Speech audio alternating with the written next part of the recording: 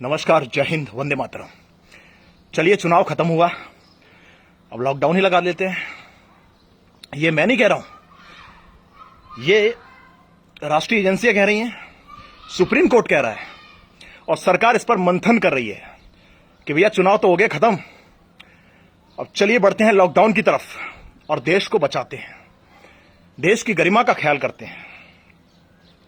नमस्कार, आज आपको खोलने वाला हूं वो राज जिसे देखकर आप चौंक जाएंगे। मेरी खुद की तबीयत खराब है, बहुत सेवाएं की हैं, हर दिन 2-3 अस्पतालों में रेगुलर विजिट है मेरा। 2-3 बार और ऐसे हुआ है, मुझे सफोकेशन हुआ है, सांसें चढ़ जाती हैं, बुखार आ जाता है। 102 डिग्री बुखार में हूं, पर हार नहीं मानी। मैं पोल पट्टी खोल के रहूंगा इन हुक्मरानों की, मैं दिखा के रहूंगा वो जवाब जिसमें छुपे हुए हैं बड़ी बड़ी सरकारें, बड़े बड़े रईस। ये क्या प्रोपेगेंडा है?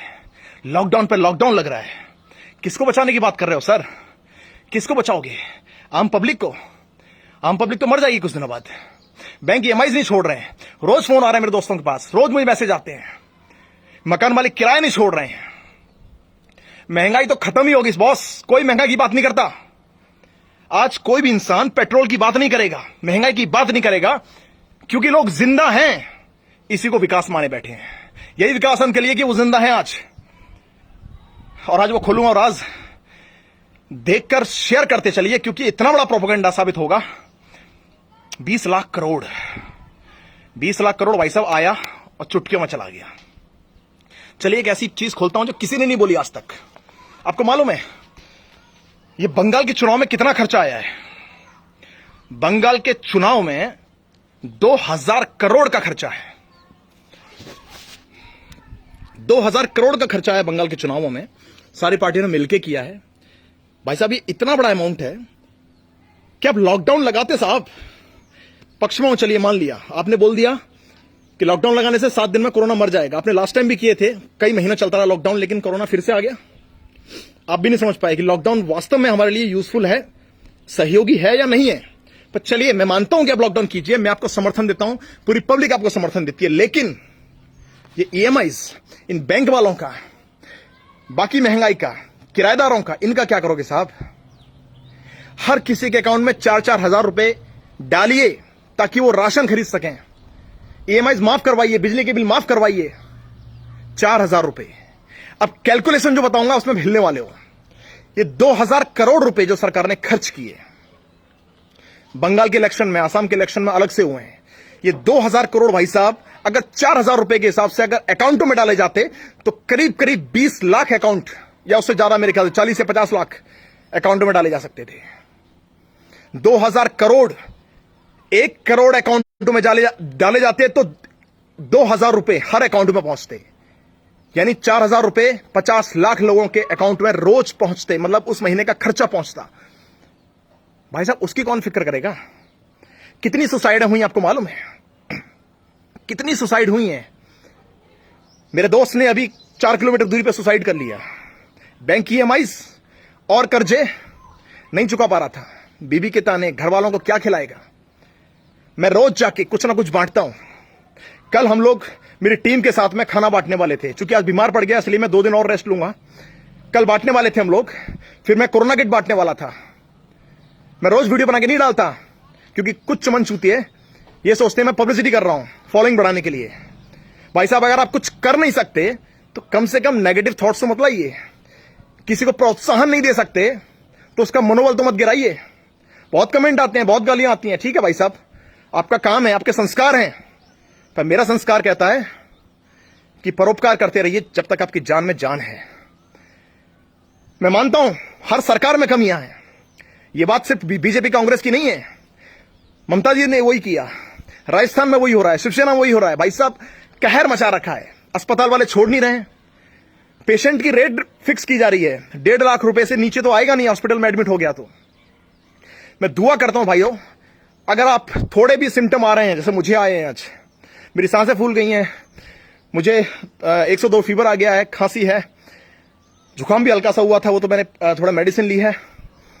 तो मैं चाहता हूं भाई साहब, ज्यादा से ज्यादा होम रेमेडीज इस्तेमाल कीजिए। मैं कोरोना किट निकालने वाला हूं जिसमें सारे आयुर्वेदिक होगी, सारे होम्योपैथिक होगी, जिससे आप अपने आप को, अपने परिवार को, आसपास के गरीबों को बचा सकते हो। पर भाई साहब, ये सवाल है 2000 करोड़ का, तो पूछना चाहता हूं इस देश की सरकार से कि अगर अपने वो इलेक्शन नहीं कराया होता, वो रद्द कराया होता, तो आज 50 लाख लोगों को 4,000 रुपए मिले होते उनका महीना चलाने के लिए। भले ही आप लॉकडाउन कर देते पूरे महीने भर के लिए। 20 लाख करोड़ की बात करते हो आप। 20 लाख करोड़ में हर किसी के अकाउंट में भाई साहब 20-20 हजार रुपए होते, आराम से लॉकडाउन लगाते आप। बैंक की EMI, अरे बैंक क्या हो जाएगा भाई साहब? 9,000 करोड़ लेके आपका बाप भाग गया, 800-900 करोड़ लेके फिर भाग गया आपका मोदी, ये नीरव मोदी। क्या उखाड़ लिया आपने? प्रत्यारोपण कराएंगे उसका, इंटरपोल से बात चल रही है हमारी।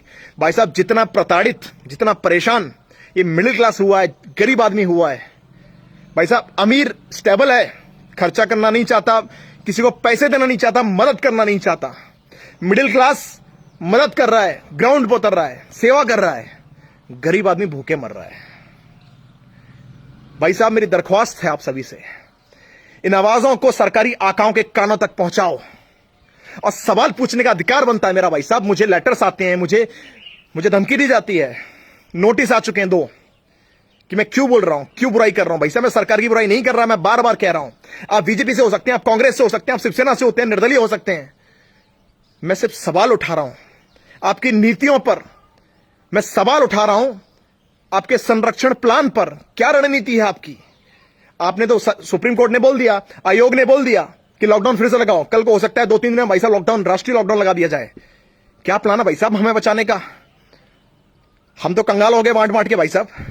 हम जैसे तमाम लोग हैं, बॉबी कटारिया है, हर्ष शिकारा है, बहुत सारे लोग हैं, साध्वी देवा ठाकुर हैं, और सारे लोग हैं जो निरंतर कार्य कर रहे हैं लोगों की भलाई के लिए। बर्बाद हो रहे हैं धीरे धीरे भाई साहब, इनकम जीरो। और जितने भी EMI वाले हैं सर पे चढ़े रहते हैं। सवाल जवाब तो करेंगे वो, क्यों नहीं मना करते उनको? क्यों कानून पास नहीं करते कि जब इंसान कमा नहीं रहा है, आपने घर बिठा दिया लोगों को, तो जरा EMI माफ कीजिए ना, बिजली का बिल माफ कीजिए, ये महंगाई को कंट्रोल कीजिए। किराएदारों को, मकान मालिकों को बोल दिए थोड़ा सा किराया आधा कर लीजिए, पूरा माफ भी मत करवाइए, आधा माफ तो करवाइए। कोई रणनीति नहीं है भाई साहब। हम जैसे लोगों को पूछो क्या रणनीति होनी चाहिए? लॉकडाउन पार्ट में बनाइए ना। कौन कहता है कि पूरा लॉकडाउन पूरे दिन चलने दीजिए? सुबह 8 बजे से लेके 11 बजे तक एक लॉकडाउन को खोलिए। लाइक सब्जी वाले, डेयरी वाले, दिहाड़ी वाले काम पे जाएं, आधे लोग जाएं। 11 बजे से लेके 2 बजे तक शिक्षक जाएं, अपना काम करें, बैंक वाले जाएं।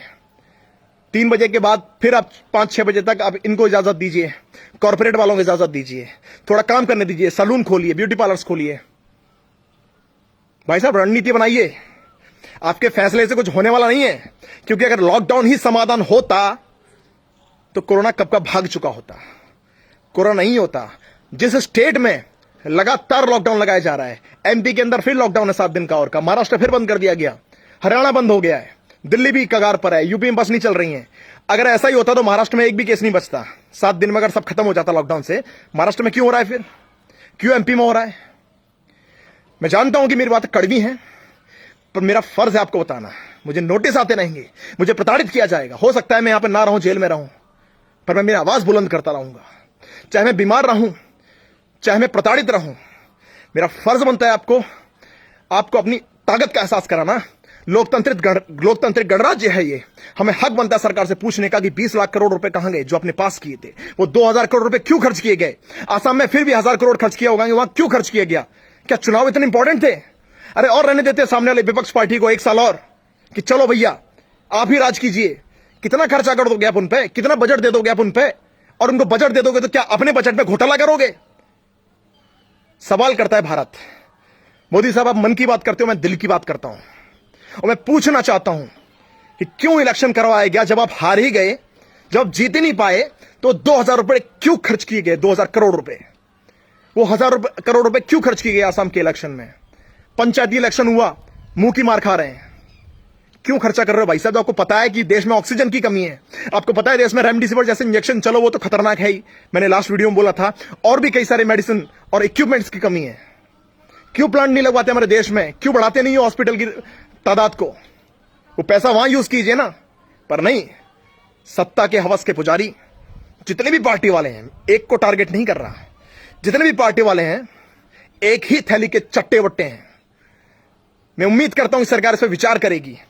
मैं उम्मीद करता हूं कि मुझ जैसा भारतीय आवाज उठाएगा, अपनी बुलंद आवाज करेगा कि भाई साहब आखिर क्यों खिलवाड़ कर रहे हो जनता के साथ में?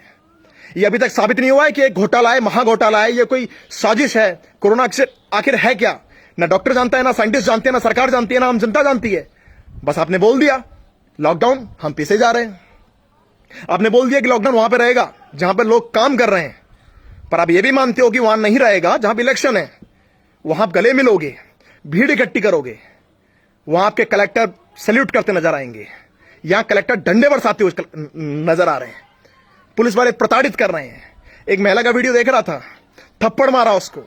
एक शादी में डीएम ने जाके बदतमीजी की, पुजारी को थप्पड़ मारा, घर वालों के सामने इंसल्ट की।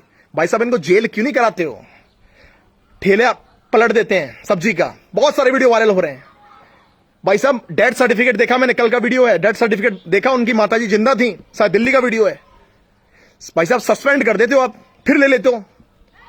भाई साहब, इनको 10-10 साल की कड़ी सजा की जाए और ये लॉकडाउन पे विचार किया जाए कि क्या लॉकडाउन वाकई में हित में है।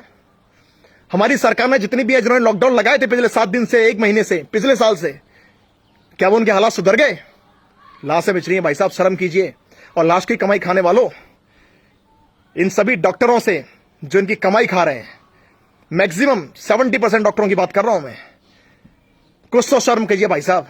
1-1, 1.5-1.5 लाख रुपए फीस आदि कीजिए, वेंटिलेटर का चार्ज आधा कीजिए। भाई साहब, 20-20 हजार रुपए, 30-30 हजार रुपए एक दिन का। मेडिसिन फ्री में दे ही रही है सरकार, आप बेड फ्री नहीं कर सकते, डॉक्टर विजिट फ्री नहीं कर सकते। बस इनसे इलाज के नाम पे लूट लो, ईएमआई के नाम से बैंकों से लूट लो। मकान मालिक 1 रुपए नहीं छोड़ेंगे, जबकि सारों के पास 10-10, 20-20 फ्लैट हैं, 1 रुपए नहीं छोड़ेंगे। और भाई साहब, लॉकडाउन करवा लो सरकार से। यही राष्ट्रीय राजनीति है, यही राष्ट्रीय रणनीति है। पीस रहे हैं हम जैसे लोग भाइयों, पर मेरा फर्ज बनता है आपको बताना, और मेरा फर्ज बनता है आपसे रिक्वेस्ट करना कि आवाज को बुलंद कीजिए। अगली बार खोलूंगा फिर से एक नया राज, मुझे फॉलो करते रहिए, क्योंकि तांडव मचा दूंगा भाई साहब। अगर लॉकडाउन इसे लगाते गए, मैं एक से एक पोल खोलता रहूंगा। जय हिंद, वंदे मातरम।